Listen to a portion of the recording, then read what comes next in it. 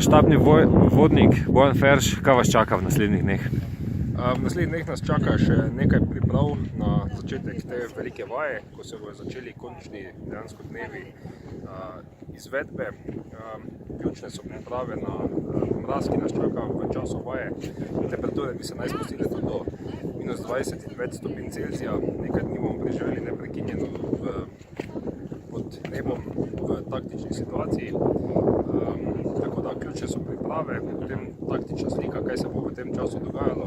Kdo vas bo v tem času skušal premagati oziroma? Gre za marinski korpus Združenih držav Amerike, kateri se bo z amfibijskimi vozili izkrcal na obalah Norveške in poskušal zavzeti območje Obdala, katerega bomo mi z zadrževalno oziroma upočasnjevalno obrambo branili. Kakšen izziv je to za vas? Ja, je nekaj novega, tako da bo kar izziv. Bomo videli, kako bo. Za obleči imamo, tako da bomo se primerno oblekli, da nas ne bo zeblo. Temperature se gibljajo okrog ničle, tudi pod njo, brije pogosto precej oster veter.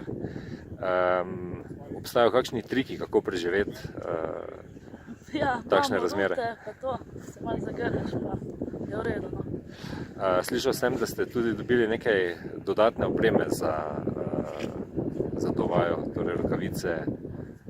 Smoja, pa gamaše, pa grelce, pa tako da si lahko skuhaš čaj za jesti toplo.